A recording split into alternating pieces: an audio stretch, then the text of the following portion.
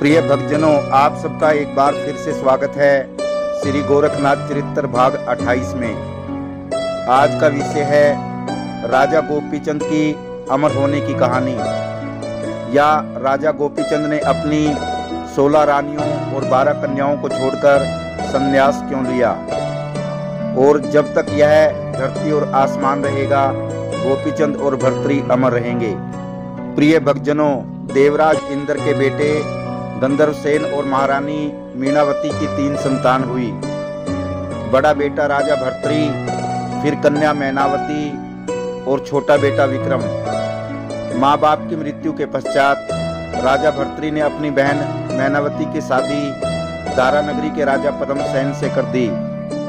इस प्रकार दारानगरी नरेश पद्मसेन और रानी मैनावती की 2 संतान हुई, बेटा गोपीचंद और बेटी चंद्रावल।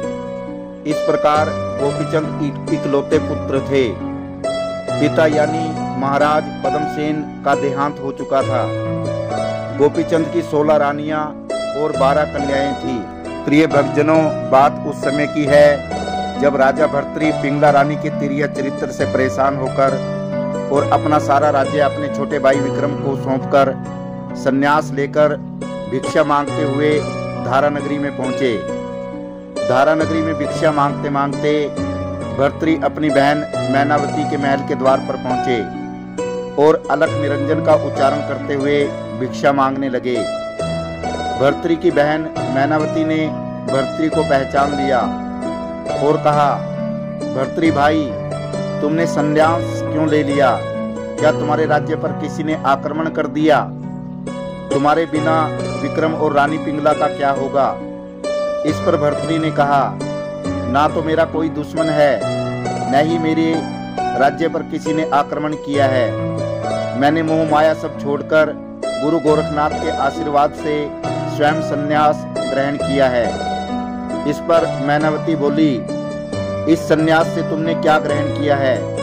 तुम चक्रवर्ती राजा होकर भिक्षा मांग रहे हो। इस पर राजा भर्तृ बोले, बहन, मैं संतुष्ट हो गया हूँ, क्योंकि अब मैं गुरु गोरखनाथ के आशीर्वाद से अमर हो गया हूँ। इस पर मैनावती बोली, भाई भर्तृ, तू मेरा भी एक काम कर दे। मेरे इकलौते पुत्र और तुम्हारे भांजे गोपीचंद को भी अमर करवा दे, ताकि वो अपने पिता की तरह काल का ग्रास न बन सके। प्रिय भक्तजनों, इस पर भर्तृ बोले, बहन, क्यों अपने कुल को मिटाना चाहती हो? गोपीचंद की 16 रानियां और 12 कन्याओं का क्या होगा? अतः बहन, इस बात को भूल जाओ। इस पर मैनावती ने कहा, भाई, तू जानबूझकर मेरे बेटे या अपने भांजे गोपीचंद को गुरु गोरखनाथ से अमर नहीं करवाना चाहता। प्रिय भक्तजनों, भर्तृ ने अपनी बहन मैनावती को बहुत समझाया, पर वह नहीं मानी और अपनी जिद पर अड़ी रही।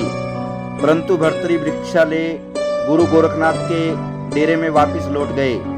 प्रिय भक्तजनों, गोपीचंद को अमर करवाने की बात को सोचकर रानी मैनावती उदास और परेशान रहने लगी। एक दिन की बात है, राजा गोपीचंद की रानियां उसके स्नान की तैयारी कर रही थी और महल के ऊपरी मंजिल पर गोपीचंद की माता मैनावती यह सब देख रही थी। गोपीचंद को देखकर उनकी माता मैनावती को अपने पति यानी राजा पद्मसेन की याद आ गई और वह सोचने लगी, गोपीचंद की इसी आयु में उसके पिता पद्मसेन की मृत्यु हो गई थी। वे भी गोपीचंद की तरह ही सुंदर व युवा थे। उनको काल खा गया। क्यों ना गोपीचंद को भगवान की भक्ति पर लगा दूं, ताकि मेरा लाल गोपीचंद भी भर्तृ की तरह अमर हो जाए। इस प्रकार गोपीचंद की माता मैनावती की आंखों से आंसू निकले और गोपीचंद के शरीर पर गिर गए। प्रिय भक्तजनों, गोपीचंद ने देखा कि माँ रो रही है। उसी समय अपनी माँ के पास पहुंचा और रोने का कारण पूछा। इस पर गोपीचंद की माता मैनावती बोली, बेटा गोपीचंद, मुझे तेरे पिताजी की याद आ गई। वो भी तेरे समान सुंदर और युवा थे, लेकिन मौत ने उनको बड़ी जवानी में ही सुला दिया। इसलिए मैं चाहती हूँ कि तू भी तेरे मामा भर्तृ की तरह अमर हो जाए और तुम्हें कभी मौत ही ना आए। तो प्रिय भक्तजनों, इस प्रकार गोपीचंद की मां मैनावती स्वयं गोपीचंद को गुरु गोरखनाथ के पास ले गई और दीक्षा दिला दी और इस प्रकार गोपीचंद ने संन्यास ले लिया। तो प्रिय भक्तजनों, इस प्रकार गोपीचंद तपस्या करते हुए गुरु गोरखनाथ के डेरे में रहने लगे। गुरु गोरखनाथ ने गोपीचंद की परीक्षा लेने के लिए गोपीचंद को उसी के घर भिक्षा लाने भेजा और कहा कि अपनी बड़ी रानी पाटम देव से माता कहकर भिक्षा मांगकर लाओ। गोपीचंद गुरु गोरखनाथ का आदेश पाकर अपने ही महल के द्वार पर पहुंच गए और माई भिक्षाम दे कहकर आवाज लगाई। गोपीचंद की आवाज सुनकर 16 रानियां व 12 कन्याएं दौड़ी दौड़ी आई। सब रोने लगी, कहा कि आप यहीं रह जाओ, डेरे में मत जाओ। सभी रो रो कर कहने लगी, हमारा आपके बगैर क्या होगा। प्रिय भक्तजनों, तब गोपीचंद अपनी 16 रानियों और 12 कन्याओं को रोता छोड़ बड़ी रानी को माता कहकर भिक्षा लेकर वापिस गुरु गोरखनाथ के पास वापिस आ गए और उनको अपने घर का पूरा वृत्तांत कह सुनाया। प्रिय भक्तजनों, 16 रानियों और 12 कन्याओं को रोता बिलखता देख गोपीचंद की मां मैनावती को अपनी गलती का एहसास हुआ और वह सोचने लगी कि मैंने गोपीचंद को संन्यास दिलाकर भारी भूल की है।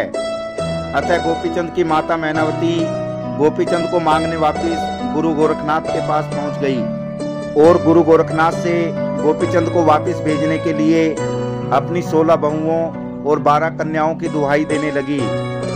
परंतु गुरु गोरखनाथ जी तो कुछ नहीं बोले। गोपीचंद जी ने जवाब दिया, माता जी, अब मैं गुरु गोरखनाथ का बेटा हूँ। मुझ पर आपका अधिकार तो उसी दिन समाप्त हो गया था जब आपने मुझे संन्यास दिलाया था। अब मैं किसी भी कीमत पर घर नहीं जाऊंगा। आपका वह राज्य सदा रहने वाला नहीं है। प्रिय भक्तजनों, इस प्रकार गोपीचंद की माता मैनावती रोते हुए वापिस अपने महल में आ गई और गोपीचंद गुरु गोरखनाथ के आशीर्वाद से अमर होकर अपने अमर मामा भर्तृहरि के साथ गुरु गोरखनाथ की तपस्या में लग गए। प्रिय भक्तजनों, ये था श्री गोरखनाथ चरित्र भाग 28। यदि ये वीडियो आपको पसंद आया हो तो वीडियो को शेयर करना और चैनल को सब्सक्राइब करना। आप सभी दर्शकों का धन्यवाद। जय श्री गोरखनाथ जी।